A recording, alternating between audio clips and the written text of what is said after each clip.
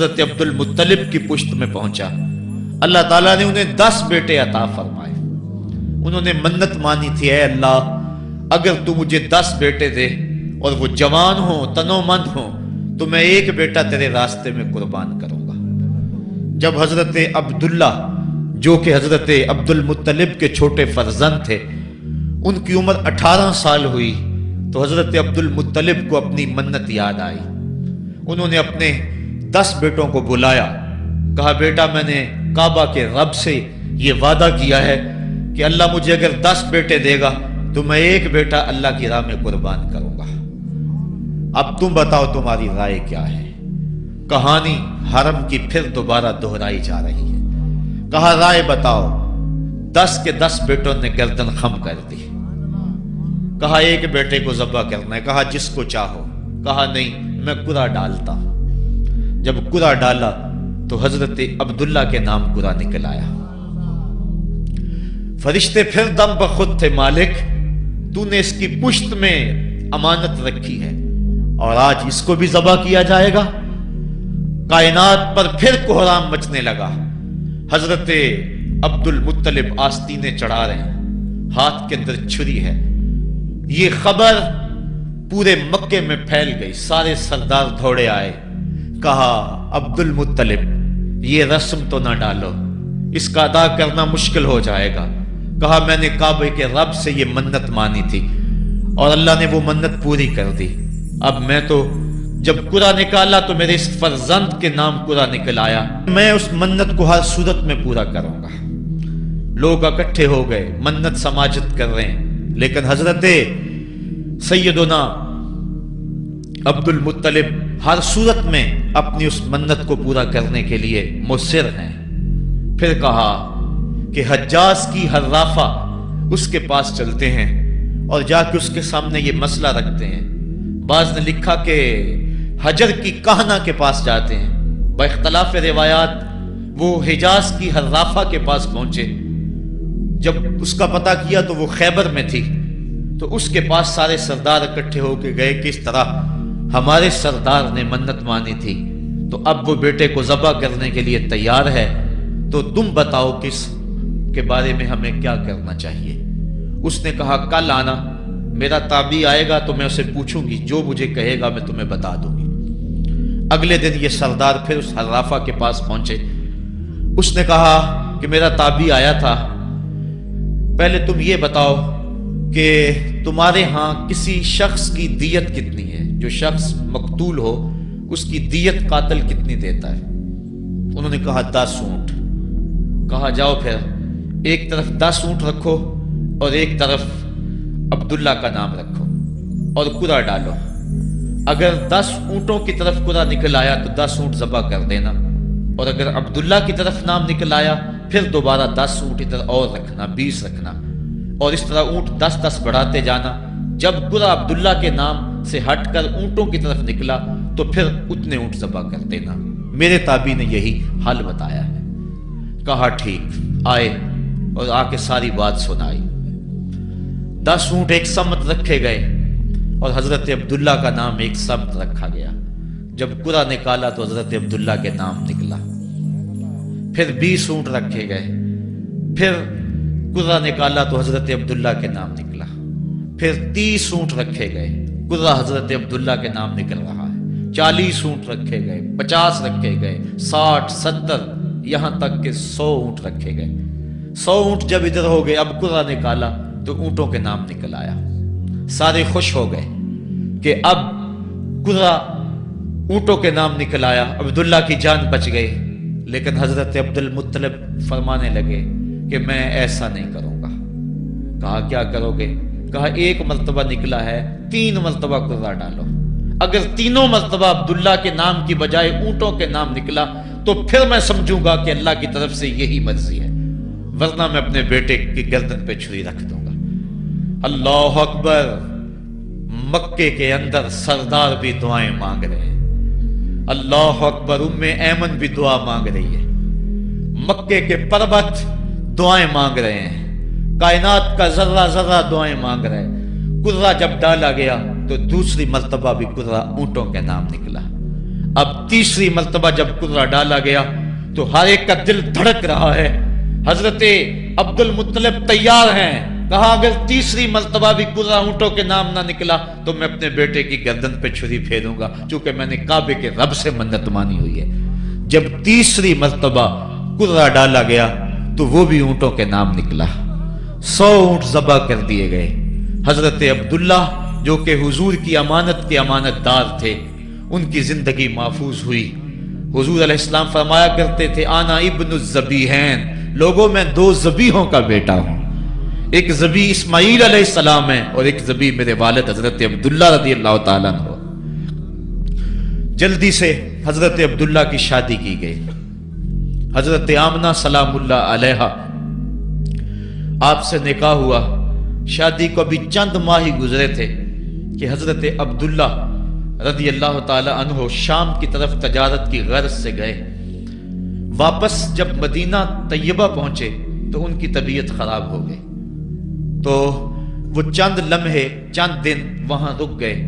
قافلہ بھی رکا لیکن طبیعت سنبھل نہیں رہی تھی. قافلے والے انہیں وہاں چھوڑ آئے اور واپس آ گئے.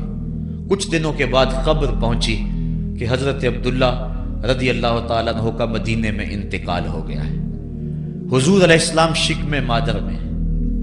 فرشتوں نے کہا مالک تیرے نبی تو شکم مادر میں یتیم ہو گیا.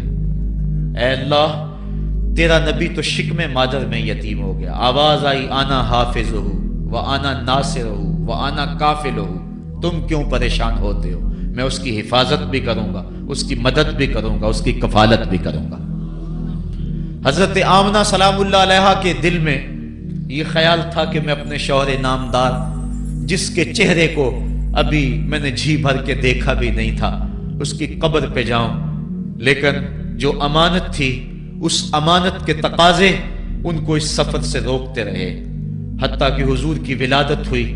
آقا کریم کی عمر جب 6 سال ہوئی تو اب ان کے دل میں یہ جذبے اور یہ احساس اجاگر ہوا اور یہ جذبہ بڑھ گیا کہ میں جاؤں اور اپنے شوہر نامدار کی قبر پہ حاضر ہوں. حضرت آمنہ سلام اللہ علیہا آپ اپنے نونہال فرزند کو لے کر ام ایمن جو کہ حضرت عبداللہ کی کنیز تھیں ان کو لے کر آپ پہنچے. مدینہ المنورہ کچھ عرصہ گزارا. اللہ کے محبوب علیہ السلام کو کسی یہودی نے دیکھا تو اس نے یہ خبر گرم کر دی کہ وہ جو موعود نبی ہے جس کا وعدہ ہماری سابقہ کتابوں میں ہے وہ یہی ہے. لوگ جوق در جوق دیکھنے آنے لگے. تو حضرت آمنہ پریشان ہوئی اور جلدی سے وہ مکے کی طرف عازم سفر ہوئی. ابھی مکے سے 150 کلومیٹر کا فاصلہ باقی تھا کہ ابوا کے مقام پر حضرت آمنہ سلام اللہ علیہا کو سخت بخار ہو گیا اور حضرت آمنہ سمجھی کہ یہ میرا بخار جان لیوا ثابت ہوگا. تو انہوں نے ام ایمن کو بلایا. کہا لگتا ہے کہ یہ بخار میری موت کا باعث بنے گا. میں تمہیں وصیت کرتی ہوں کہ میرے بیٹے کو بحفاظت امیر قریش عبد المطلب تک پہنچا دینا. اور اس کے بعد حضور کو حضرت آمنہ نے بلایا، اپنے سامنے بٹھایا، سر پہ ہاتھ رکھا. حضرت آمنہ حضور سے کچھ باتیں کرنا چاہ رہی تھی. وادی ابوا کے اندر یہ منظر بڑا دل گداز تھا. حضرت آمنہ نے اب حضور کے سر پہ ہاتھ رکھا اور روتے ہوئے کہا، آنکھیں چھلکنے لگی. کہا بیٹا ہر نئی چیز نے پرانی ہو جانا ہے اور ہر باقی نے فنا ہو جانا ہے. میں بھی جا رہی ہوں وذکر باک و ولد تو تہرا، لیکن سنو میرا ذکر نہیں مٹے گا. میں تیرے جیسا پاکیزہ بیٹا چھوڑ کے جا رہی ہوں. یہ آخری لفظ تھے حضرت آمنہ سلام اللہ علیہا کے. اس کے بعد حضرت آمنہ سلام اللہ علیہا آخری ہچکی لی اور حضور سے ماں بھی جدا ہو گئی. آقا کریم علیہ السلام نے اپنی والدہ کو وہاں دفن کیا ام ایمن کے ساتھ مل کے. جیسے بھی ہو سکا وہ کیا کسی نے کہا تھا تجھے کن پھولوں سے ہم کفن دیں، تو جدا ہی ایسے موسموں میں ہوا جب درختوں کے ہاتھ پھولوں سے خالی تھے. آقا کریم کی آنکھیں چھم چھم برس رہی ہیں. حضرت ام ایمن حضور کو اپنے ساتھ چمٹا لیا اور مکہ المکرمہ پہنچ کے حضور کے دادا کے سپرد کیا۔ 2 سال تک وہ حضور علیہ السلام کو اپنی کفالت میں انہوں نے رکھا۔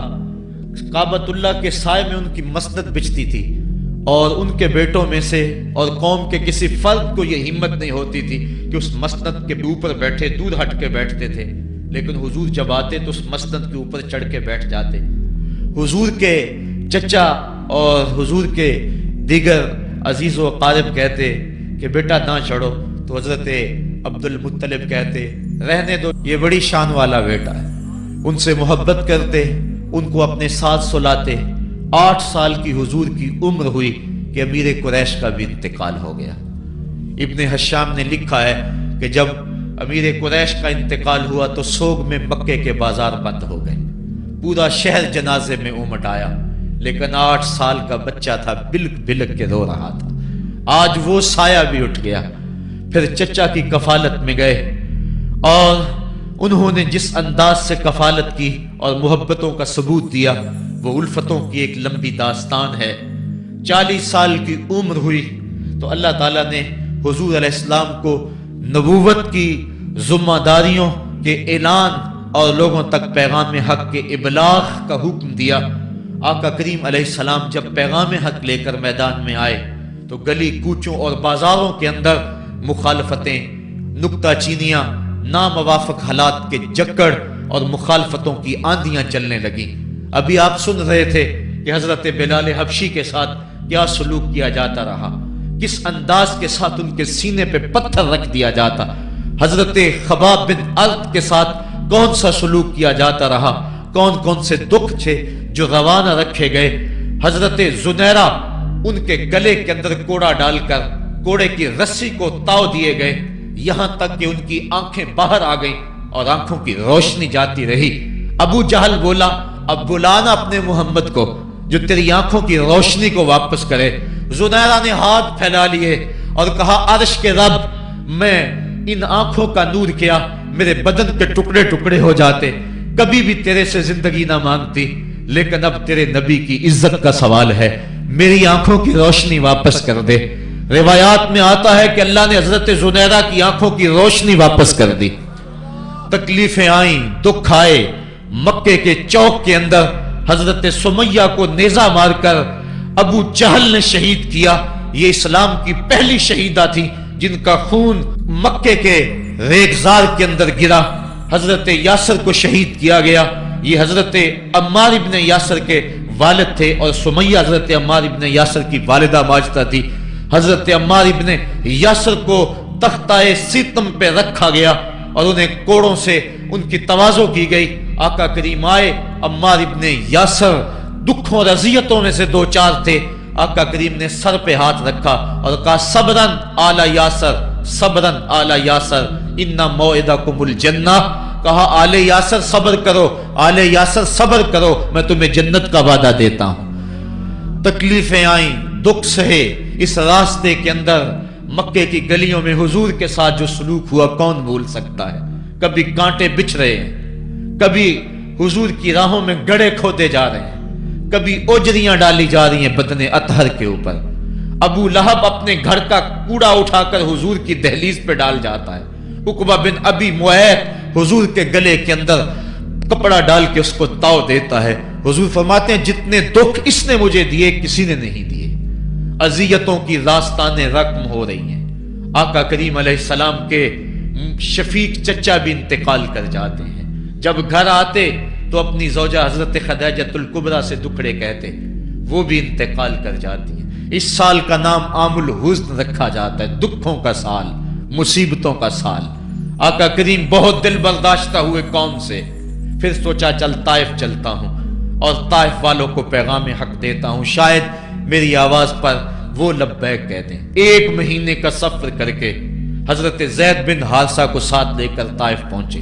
ان کے 3 سردار تھے، عبد یالیل بن عمر، حبیب بن عمر اور مسعود بن عمر۔ ان کے پاس جا کر پیغام حق دیا، کہا تمہاری بھلائی کا سندیشہ لے کر بڑی دور سے چلا ہوں، میری دعوت کو قبول کر لو، دنیا میں بھی کامیابی، आखिरत में भी कामरानी तुम्हारा मुकद्दर होगी। ये दावत पेश की। उन्होंने कहा कि हम तुम्हारी दावत को मुस्तरद करते हैं। एक बोला कि और कोई जमाने में बंदा नहीं था जिसको नबूवत मिलती, तुझे मिलनी थी। किसी ने कुछ कहा, ताने दिए, दिल दुखाया हुजूर का। आका करीम ने फरमाया, इस फाल तुम मा फाल तुम फक्तुम अलैया, तुमने जो मुझसे कहा सो कहा, तुमने जो मेरे साथ सलूक किया वो तुम्हारी मर्जी। इतना मेरे से वादा करो कि ये बात कि मैं तुम्हारे पास आया हूं दावत दीन देने के लिए, तुम्हें पैगाम हक देने के लिए, इसको पोशीदा रखोगे, मख्फी रखोगे, ताकि मक्के वाले मेरे दुश्मन हैं और जब उन्हें पता चला कि ताइफ गए हैं तो वो ताइफ वालों ने भी दावत कबूल नहीं की तो वो तमस्खुर करेंगे, मुझे निशाना तदहीक बनाएंगे। लिहाजा जो कहा सो कहा, अपने अंदर इस बात को राज रखो। उन्होंने कहा कि हम क्यों राज रखते फिरें। उन्होंने इफ्शा किया, बल्कि ओबाशों के हाथों में पत्थर दिए। हजरत उम्मुल मोमिनीन सैयदा आयशा सिद्दीका रज़ियल्लाहु ताला अन्हा, महबूब कायनात, कहती हैं कि एक दिन मैंने हुजूर से पूछा कि आका उहुद के दिन से सख्त दिन भी कभी जिंदगी में आप पर आया है? फरमाया, हाँ आयशा, जब ताइफ के बाजारों में तेरी कौम ने मुझे पत्थर मारे थे तो ये दिन उहुद के दिन से भी सख्त था। हुजूर फरमाते हैं, जब मैं ताइफ से बाहर निकला तो उनके गुंडे दो रोया के तारों में खड़े थे, हाथों में पत्थर, और मैं दरमियान से गुजरने लगा तो वो मेरे पांव पे पत्थर मारते, मैं पांव उठा लेता तो दूसरे पांव पे पत्थर मारते, फिर मैं शिद्दत दर्द और एहसास कर्ब से बैठ जाता तो उनके दो गुंडे आगे बढ़ते, मुझे कंधों से पकड़ के उठाते और फिर मुझे पत्थर मारते। फरमाया, है आयशा, ये दिन उहुद के दिन से भी सख्त था जब तेरी कौम ने ताइफ के बाजारों में मुझे पत्थर मारे। आका करीम अलैहिस्सलाम उहुद के अंदर जब हुजूर के चचा शहीद हुए, वो दिन भी तारीख इस्लाम का दर्दनाक दिन है। आका के सर पे पट्टी बंधी हुई थी, आंखों में आंसू थे और बार बार पूछते थे, मा फ़अला अम्मी, मेरे चचा की बात सुनाओ। जब बताया गया हुजूर हजरत हमजा शहीद हो गए तो आका करीम उनकी लाश पे गए, देखा कि उनका पेट चाक है, उनकी नाक काट दी गई है, उनकी जुबान काट दी गई है, उनका दिल निकाल लिया गया है, उनकी आंखों में नेज़े चुभोए गए हैं और उनके कान काट लिए गए हैं। आका करीम की आंखों में अश्क थे और आका करीम, मा फ़अला अम्मी, मेरे चचा का क्या हुआ? आका करीम अपनी जुबान पर ये लफ्ज ला रहे थे।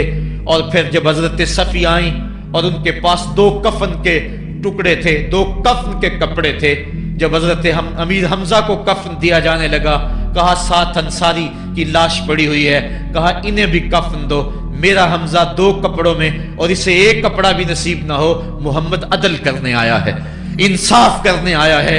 अब जब कपड़े फैलाए गए तो एक कपड़ा लंबा था, एक कपड़ा छोटा था। अर्ज की हुजूर, ये जो बड़ा कपड़ा है ये अमीर हमजा रज़ियल्लाहु ताला अन्हु को दे दें और छोटा अंसारी को दे दें। कहा नहीं, मैं इंसाफ करने आया हूं, कुरा डाल लो, किसके हिस्से में कौन सा कपड़ा आता है।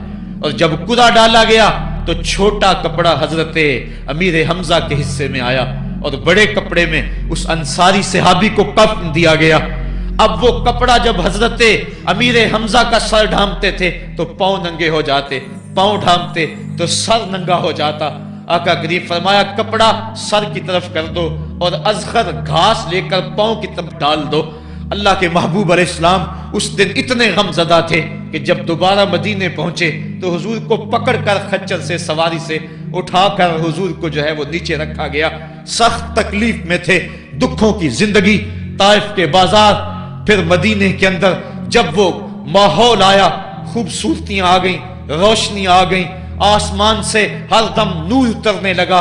वो वक्त गया जब लोग पत्थर मारते थे, अब हुक्म हो गया, खबरदार मेरे नबी की आवाज से आवाज भी ऊंची नहीं करनी। खबरदार, तुमने मेरे नबी से कोई मसला पूछना है तो पहले सदका लो, फिर फकीर ढूंढो, फिर खैरात करो, फिर मेरे नबी की चौखट पे आओ। तुम्हें पता चले कि किस चौखट पे आ रहे हैं, किस दर पे आ रहे हैं। आका करीम अलैहिस्सलाम इस माहौल के अंदर घर में खुश हैं, आंगन में खुशियां हैं, फूल खिले हुए हैं। हजरत इब्राहीम अलैहिस्सलाम हुजूर के शहजादे हुजूर की रान पे बैठे हुए हैं।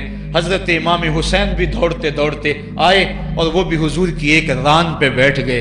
हुजूर कभी हुसैन को देखते हैं, کبھی اپنے فرزند کو دیکھتے ہیں، کبھی حسین کو دیکھتے ہیں، کبھی حسین کے ماموں کو دیکھتے ہیں۔ حضرت ابراہیم اور حضرت امام حسین رضی اللہ تعالیٰ عنہ دونوں کو دیکھ کر اللہ کے محبوب خوش ہو رہے ہیں۔ فرشتہ نے اذن مانگا، آقا کریم نے اذن دیا۔ اس نے عرض کی حضور ان دو میں سے ایک کا اختیار ہے، ایک کو ایک کے بدلے میں قربانی دینا ہوگی۔ اب قربانیوں کی وہ حرم سے جو داستان چلی تھی وہ تسلسل ٹوٹنے نہیں پا رہا ہے، وہ تسلسل جاری ہے۔ حضور نے ایک نظر حضرت ابراہیم کو دیکھا اور پھر ایک نظر حضور نے حضرت امام حسین کو دیکھا، پھر حسین کو پکڑ کے سینے سے لگایا اور کہا میں اپنے اس بیٹے پہ اپنے اس بیٹے کو قربان کر رہا ہوں۔ چند دن کے بعد حضرت ابراہیم کا انتقال ہوا۔ حضور کو جب خبر پہنچی، آقا کریم کی آنکھیں آنسو برسا رہی تھی۔ وَأَيْنَ رسول اللہ تدمعان، حضور کی آنکھوں میں آنسو جاری تھے اور حضور اپنے بیٹے کے سرہانے بیٹھے، پیشانی پہ ہاتھ رکھا، کہا بیٹا آنکھیں رو رہی ہیں، دل غم زدہ ہے، لیکن زبان سے وہی کہوں گا جس سے رب راضی ہوگا۔ لیس منا من ضرب الخدود وشق الجیوب ودعا بدعوی الجاہلیہ، جو گریبان نوچتا ہے، منہ پہ تھپڑ مارتا ہے، سینہ کو بھی کرتا ہے، کہ ہمارے ساتھ اس کا کوئی تعلق نہیں ہے۔ آنکھوں کا غم اور دل کا غم رحمان کی طرف سے ہے، ہاتھوں کا غم اور زبان کا واویلا یہ شیطان کی طرف سے ہے۔ کہا بیٹا آنکھیں رو رہی ہیں، دل غم زدہ ہے، لیکن زبان سے وہی کہوں گا جس سے رب راضی ہوگا۔ اب امام حسین حضور کی گود میں کھیلتے ہیں، کبھی حضور اپنی زبان ان کے منہ میں دے رہے ہیں، کبھی حضور اس کو اپنے کندھوں پہ سوار کرا رہے ہیں۔ کسی صحابی نے کہا کتنی اچھی سواری ملی، کہا سواری دیکھ رہے ہو سوار بھی تو دیکھو۔ کبھی سجدے میں ہیں تو حسین پشت پہ آ کے سوار ہو جاتے ہیں، آقا سجدے کو طول دے رہے ہیں۔ حضرت اسامہ بن زید رضی اللہ تعالیٰ عنہ فرماتے ہیں رات کافی بیت چکی تھی، میں حضور کے در پہ گیا۔ صحابہ حضور کے در پہ چوکھٹ پہ دستک نہیں دیا کرتے تھے، حضور کی چوکھٹ پہ لگ کے بیٹھ جاتے، آقا کریم اپنی مرضی سے آتے، صحابہ دکھڑا کہہ لیتے، کہانی کہہ لیتے، جو پوچھنا تھا پوچھ لیتے۔ لیکن اگر کبھی حالت ناگزیر ہوتی، کبھی ایمرجنسی حالات بنتے، تو صحابہ اپنی انگلیوں کے پوروں کے ساتھ حضور کے دروازے پہ دستک دیتے۔ کانت تکرہ ابواب النبی بالاظافر، اللہ اکبر۔ حضور تشریف لائے، حضور سے حاجت کہی۔ یہ 14ویں صدی کی مصیبت ہے کہ نبی سے مانگنا نہیں چاہیے۔ اگر نبی سے نہیں مانگنا تو کس سے مانگے؟ اور کون سی چوکھٹ ہے جس در پہ جھولی پھیلائیں؟ کون سا دوارہ ہے جہاں کشکول پھیلا کے کہیں کہ ہماری جھولی بھر دی جائے؟ اور جتنے بھی سہارے ہیں سبک کرتے ہیں، عزت نفس بڑھاتا ہے سہارا تیرا، ہر آسرا ذلیل کرتا ہے، نبی کا آسرا بندے کو سر بلند کرتا ہے۔ حضرت اسامہ بن زید کہتے ہیں میری حاجت پوری ہو گئی، لیکن میں نے کیا ماجرا دیکھا۔ جب حضور گفتگو کر رہے ہیں، دوران گفتگو اللہ کے محبوب کمبل اوڑھ کے یوں ہی آ گئے تھے، حضور کے دائیں بائیں سے حرکت کا احساس ہوتا ہے، جس طرح اندر کوئی چیز ہے۔ میری حاجت پوری ہوئی تو مجھ سے نہ رہا گیا، میں نے پوچھ لیا، میں نے کہا بندہ نواز یہ کیا ماجرا؟ آپ کمبل اوڑھا ہوا ہے اور اندر سے کسی کی حرکت کا احساس ہے۔ فکشفہ، حضور نے کمبل کو کھول دیا۔ فائز الحسن والحسین علی وارکیہ، تو ایک پہلو سے امام حسن لپٹے ہوئے تھے، ایک سے امام حسین لپٹے ہوئے تھے۔ کہا یہ میرے بیٹے ہیں، یہ میری بیٹی کے بیٹے ہیں، اے اللہ میں ان سے پیار کرتا ہوں، تو بھی ان سے پیار کر، اور جو ان سے پیار کرے میرے مالک تو اس سے بھی پیار کر۔ اور ایک دن فرمایا حسین منی وانا من الحسین، لوگو حسین مجھ سے ہے اور میں حسین سے ہوں۔ لمحے بیتتے گئے، پھر وہ جاں گداز لمحے بھی آئے جب صحابہ کی چیخیں نکل رہی تھی، جب مسجد نبوی اجڑ رہی تھی، جب حجرہ عائشہ کے اندر اللہ کے محبوب اپنے رب کے ہاں جانے کی تیاریاں کر رہے تھے، جب سیدہ فاطمہ کے لبوں پہ یہ لفظ تھے سبت علیہ مصائب لو سبت علی الارض سرنا لیالیا، میرے اوپر اتنی مصیبتیں پڑی، اگر یہ دنوں پہ پڑتی تو وہ بھی کالی راتیں بن جاتے۔ حضور علیہ السلام کا جب جسد اطہر اٹھا تو صحابہ کی جو حالت تھی وہ اس انداز سے کہ صحابہ کے کلیجے پھٹ رہے تھے، روحیں گداز ہو رہی تھی۔ ایک ہاتھ اٹھا کے دعا مانگ رہا تھا، اللہم اذہب بصری حتی لا ارا بعد حبیبی محمد احدا، اے اللہ مجھے اندھا کر دے، مجھے اندھا کر دے، مجھ میری آنکھوں کی بینائی اچک لے، تیرا محبوب تہے مزار چلا گیا، میں نے آنکھوں کی روشنی کو کیا کرنا ہے۔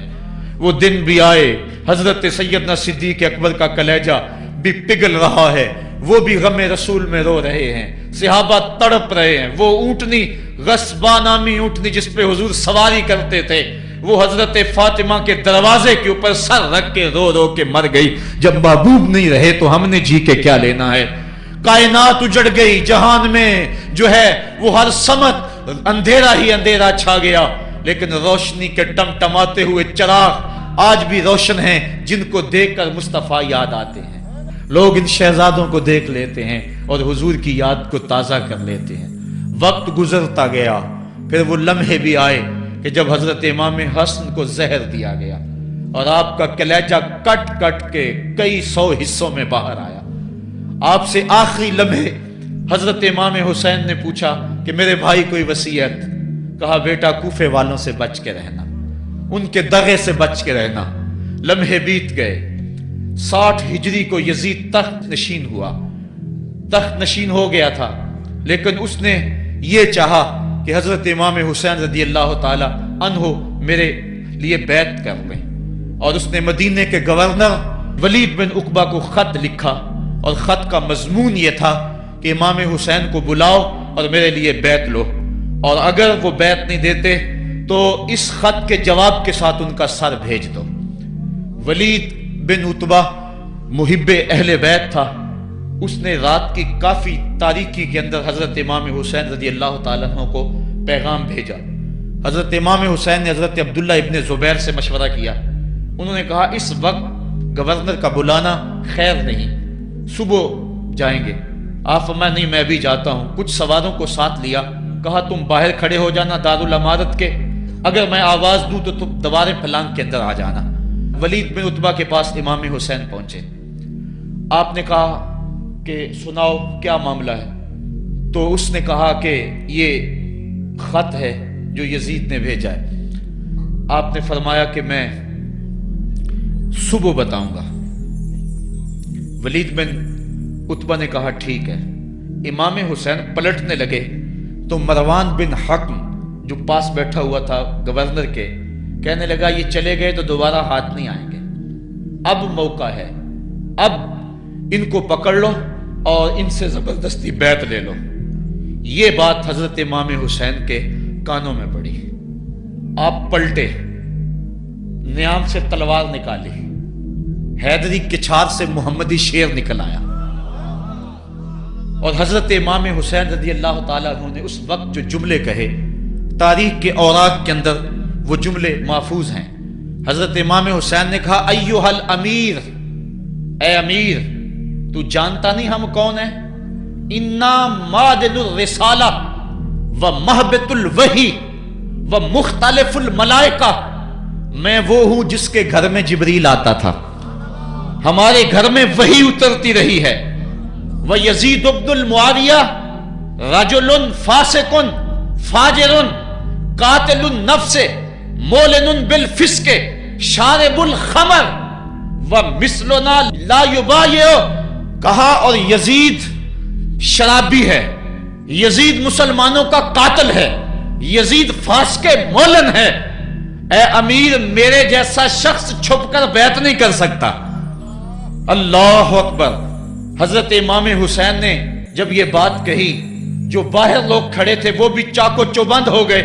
اس نے کہا حضور آپ جائیے۔ مروان مشورے دیتا رہا، لیکن حضرت امام حسین کو گورنر مدینہ نے کہا کہ آپ جائیے۔ حضرت امام حسین رضی اللہ تعالیٰ عنہ واپس پلٹے۔ حضرت امام حسین کی ہمشیرہ سیدہ زینب انتظار کر رہی تھی بھائی کا۔ پوچھا کیا ماجرا ہے؟ کہا حالات بگڑ گئے، اب ہمارا مدینے میں رہنا محال ہے، صبح سحری سے قبل شہر مدینہ چھوڑ دیں۔ اللہ اکبر، ورنہ ہمارے خون سے نبی کا حرم لالا زار بنے گا۔ حضرت امام حمام رضی اللہ تعالیٰ عنہ نے اہل بیت کی مشاورت سے یہ فیصلہ کر لیا۔ کجاوے کسے جانے لگے، سامان تیار ہو گیا۔ حضرت محمد بن حنفیہ کو کہا کہ تم یہاں رہو اور تم خبر پہنچانا کہ پیچھے کیا ماجرے ہوتے ہیں، اور مکے کی طرف میں سفر کر رہا ہوں۔ کہانی لمبی ہو رہی ہے اور وقت کے دامن میں اتنی گنجائش نہیں ہے کہ پھر کس طرح شہر مدینہ چھوڑا ہوگا. حاجی جاتے ہیں 8 دن اور 8 دن کے بعد مدینہ چھوڑتے ہیں. ان سے کوئی پوچھو کہ مدینہ چھوڑنا کتنا مشکل ہے. وہ کیا کسی حاجی کو لوگ مبارک دے رہے تھے؟ اس نے کہا تھا مبارک دے رہے ہو دوستو حج و زیارت کی، میرا غم بھی تو دیکھو، میں مدینہ چھوڑ آیا ہوں. جو 8 دن مدینہ رہتا ہے اس سے مدینہ چھوڑا نہیں جاتا جس کی ولادت مدینے میں ہوئی. جو کھیلتا تھا تو مدینے کی گلیوں میں، جس کے گھر کا دروازہ مسجد نبوی میں کھلتا تھا، اس حسین کو مدینہ چھوڑنا قیامت ہوگی. شہر مدینہ چھوڑا. حضرت امام حسین رضی اللہ تعالیٰ عنہ مکہ المکرمہ پہنچے. وہاں رمضان گزرا، حالات وہاں بھی بگڑتے گئے. مسلسل خط آتے رہے کوفے سے. کہانی طویل ہے. 8 ذو الحج کو حضرت امام حسین رضی اللہ تعالیٰ عنہ کوفے کی طرف عازم سفر ہوئے. حضرت عبداللہ ابن عمر، عبداللہ ابن عباس رضی اللہ تعالیٰ عنہما اور دیگر صحابی ہاتھ جوڑ کے کھڑے ہو گئے. بلکہ حضرت عبداللہ ابن عباس نے تو یہاں تک کہہ دیا کہ میں دیکھ رہا ہوں کہ وہاں تمہیں شہید کیا جائے گا، آپ اگر ضرور جاتے ہیں تو ان بچوں کو چھوڑ دیں. حضرت امام حسین فرماتے میرے غم گسارو، میرے پیارو مجھ کو نہ روکو، مجھ کو جانے دو، مجھے نانے کے دی کی ڈوبتی کشتی بچانے دو. میں جاتا ہوں کہ دنیا پر وفا کا نام رہ جائے، میں رہوں نہ رہوں پر عظمت اسلام رہ جائے. میں نہیں جاتا تو نبی کے گھر کی آن جاتی ہے. لوگوں تمہارا دین جاتا ہے، میری غیرت ایمان جاتی ہے. کہا مجھے جانا ہوگا. 8 ذو الحج کو لوگ کعبہ کی طرف آ رہے ہیں اور کعبہ دلہن کی طرح سنورا ہوا ہے. طواف کرنے والوں کا جھرمٹ ہے. حاجی حج کرنے آ رہے ہیں لیکن حضرت امام حمام کسی اور حج کی تیاری کر رہے ہیں. کسی نے کہا حج تو کر جائیں، اتنی مرتبہ مدینے سے پیدل چل کے آئے اور آج تو مکہ المکرمہ میں موجود ہے. کہا پیچھے ہٹو، جو حج میں کرنے جا رہا ہوں وہ نوکھا ہوگا، وہ نرالا ہوگا. تم بھی طواف کرو گے، میں بھی طواف کروں گا.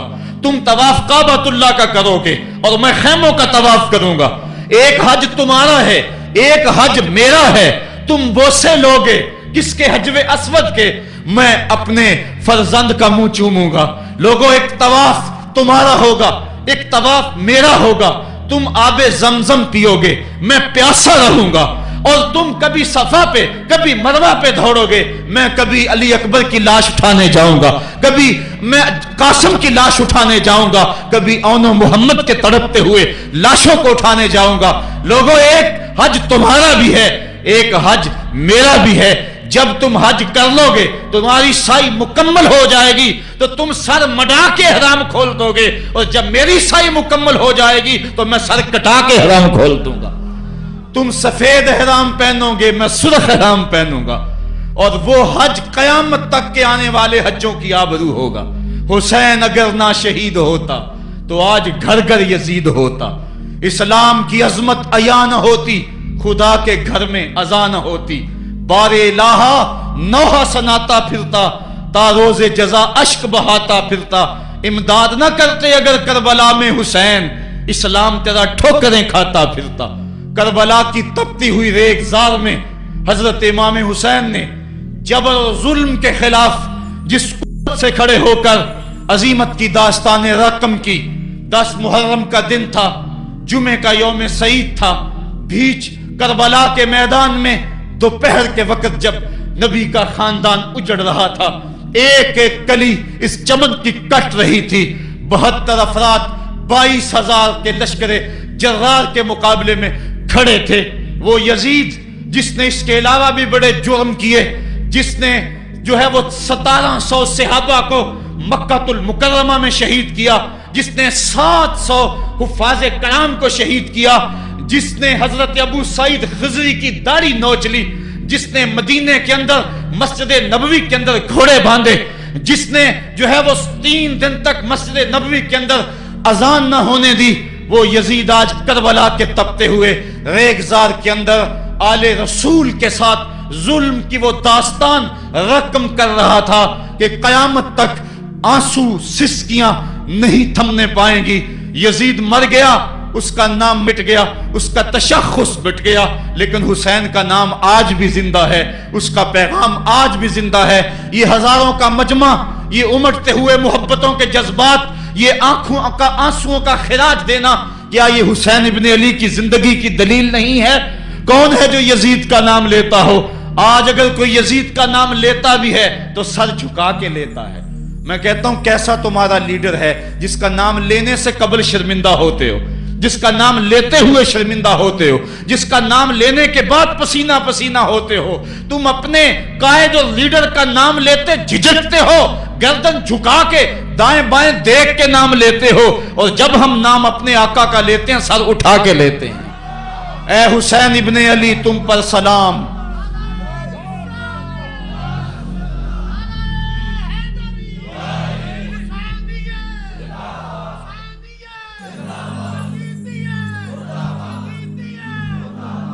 صاحبو، کربلا کا تپتا ہوا منظر ہے، اتنے دکھ آ گئے۔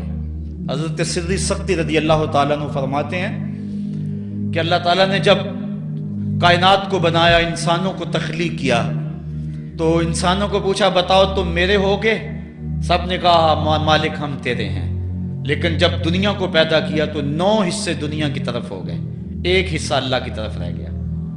پھر جب عقبہ کو پیدا کیا جو 10واں حصہ تھا، اس میں 9 حصے پھر آخرت کی طرف ہو گئے، جنت دوزخ کے لالچ میں ہو گئے، اور 1 حصہ صرف کہنے لگا نہ ہم جنت کو دیکھتے ہیں نہ دوزخ کو دیکھتے ہیں، مالک ہم تو تجھے دیکھتے ہیں۔ پھر جب اللہ تعالیٰ نے بلاؤں کو پیدا کیا، آزمائش اور امتحانوں کو پیدا کیا، تو 10ویں حصے کے اس 10ویں حصے میں پھر 9 حصے جو ہے وہ ہٹ گئے۔ 1 حصہ ایسا تھا جس نے گردن جھکا کے کہا زمین و آسمان کی بلائیں بنا کے ہمارے گلے کا توق بنا دے، تیرے راستے سے نہیں ہٹیں گے۔ کربلا کے تپتے ہوئے ریگزار میں وہ منظر رقم ہونے والا ہے۔ ایک قربانی منا میں ہوئی تھی، غریب و سادہ اور رنگی ہے داستان حرم، نہایت اس کی حسین اور ابتدا ہے اسماعیل۔ وہاں دمبا آ گیا، آگے 100 اونٹ آ گئے، اور آج اللہ اکبر، حضرت امام حسین کربلا کے تپتے ہوئے ریگزار میں 22,000 کے لشکر کے سامنے کھڑے۔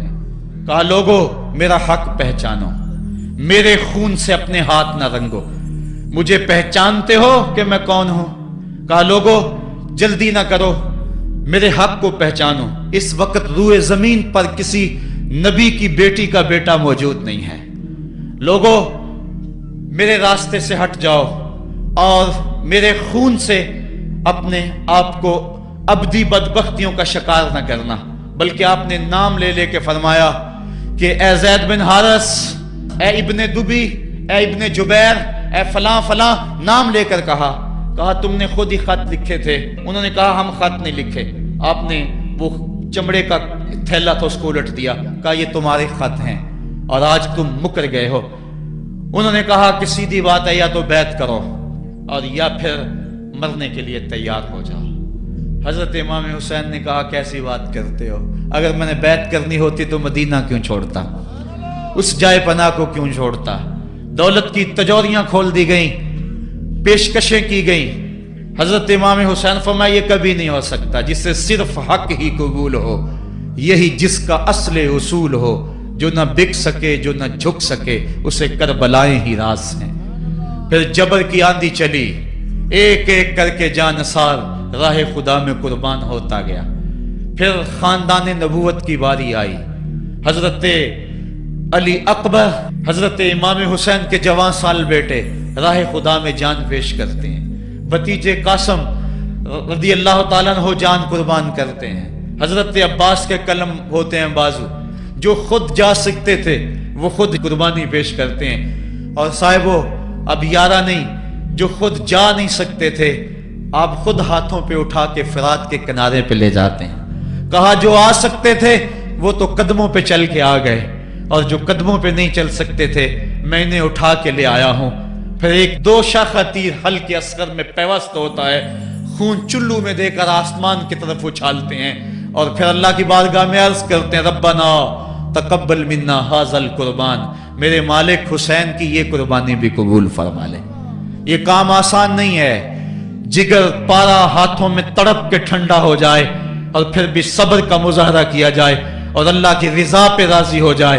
अब हजरत इमाम हुसैन रजी अल्लाह ताला अन्हु तन्हा रह गए, एक एक को रुखसत कर रहे थे शहादत का दूल्हा बनाकर, लेकिन अब इमाम हुसैन को रुखसत करने वाला कोई मौजूद नहीं है। आप घोड़े पे सवार हुए, मैदान करबला की तरफ फेर लगाई। खेमे के अंदर जो खवातीन थी वो जानती थी जो इस रास्ते गया फिर पलट के नहीं आया, उसकी लाश हजरत इमाम अपने कंधों पे उठा के लाए हैं। अब इस हुसैन इब्ने अली की लाश कौन उठाएगा? कहा सबने के हुसैन ना चाहिए, कहा मैं नाने के दीन के लिए जा रहा हूं। मैदान अमल में गए, तेगे बरा चमकी, लोगों के सर काट रही है, आवाज आ रही है ये कौन जी वकार है, बला का शाह सवार है, लिबास है फटा हुआ, गुबार से अटा हुआ, लख्त लख्त कटा हुआ, फिर भी है डटा हुआ, तमाम जिसमें नाजनी छिदा हुआ कटा हुआ, फिर भी है डटा हुआ, ये नबी का नूरे ऐन है, ये बिल यकीन हुसैन है। हुसैन इब्ने अली ने करबला के तपते हुए रेगजार के अंदर वो अजीमत की दास्तान रकम की और फिर बोछार तीरों की, एक तन्हा सैयद ज़ादा और हजारों तीर चारों समत से उनके ऊपर बरसने लगे। किसी ने नेजा मारा, किसी ने तीर मारा। जब हजरत इमाम हुसैन घोड़े की जीन से नीचे उतरे तो उस वक्त आपके बदन पर 33 जख्म तलवारों के थे, 34 नेजे के अनियां आपके जिस्म के अंदर खुबी हुई थी। और मुहतात रिवायात के मुताबिक जब बाद में आपका पैराहन उतारा गया तो उसके अंदर 113 सुराख तीरों के निकले और वो तीर जिस्म में पैवस्त थे।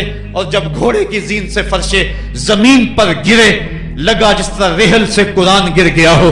हजरत इमाम हुसैन रज़ी अल्लाह ताला अन्हो जब घोड़े की जीन से फर्शे जमीन पर गिरे तो वो जो तीर जिस्म में खुबे थे वो और पैवस्त हो गए, खूने मुश्कबू रेत के जर्रों पे बहने लगा। गोया इस्लाम का दिल धरती के ऊपर है, कायनात राशे में आ गई, करबला की धरती का कलेजा कांप रहा है। हजरत उम्मे सलमा को हुजूर ने करबला की मट्टी दी, कहा जब ये खून बन जाए तो समझ लेना कि मेरा हुसैन शहीद कर दिया गया है। वो मदीने के अंदर ख्वाब देखती हैं कि आका करीम अलैहिस्सलाम दाढ़ी मुबारक के अंदर गर्द मुबारक पड़ी हुई है और बाल उलझे हुए हैं, घबरा के उठ खड़ी हुई कि क्या माजरा है। और जल्दी से उस शीशी को देखा तो वो शीशी का जो मट्टी रखी हुई थी वो खून बन गया था। और आपने कहा अहले मदीना सुन लो, हजरत इमाम शहीद कर दिए गए हैं। इधर इमाम हुसैन खून और खाक के अंदर तड़प रहे हैं और आपके जिस्म नाजुक पर बर्छियों, तेगों और तलवारों के साथ जो है वो लोग वार कर रहे हैं। सनान बिन अंस नखी आगे बढ़ा लेकिन सर काटने की हिम्मत ना पड़ी, उसने नेजा मारा और आपके गले के करीब वो नेजा पार कर गया और खून का फवारा फूटा।